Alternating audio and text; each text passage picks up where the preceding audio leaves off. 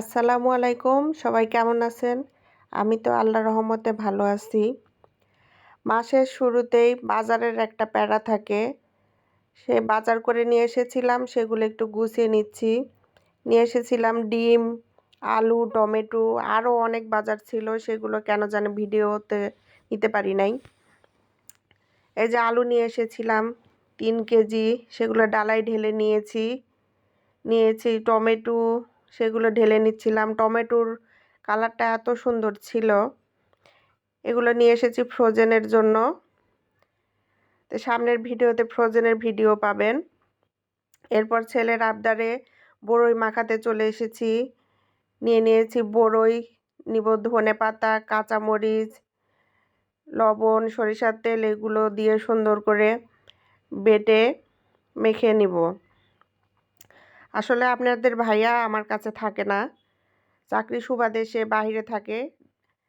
সেজন্য সংসারে যাবতীয় যত রকমের কাজ আছে, বাজার হাট থেকে শুরু করে ঘরের কাজ, বাইরের কাজ, বাচ্চাদের দেখাশোনা সব কিছু আমাকেই করতে হয়। এই জন্য একটু মাসের শুরুতে আমার জন্য একটু কষ্ট হয়ে যায় সব বাজার গুছিয়ে নেওয়া, সব কিছু করার কিছু নেই, করতেই হবে।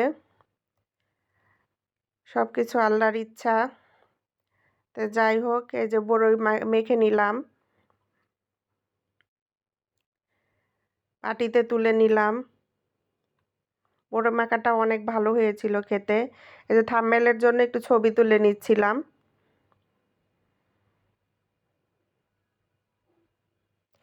এরপরে আর ক্যামেরা আর অন করা হয়নি, একেবারে চলে এসেছি রাত্রে রুটি বানানোর জন্য।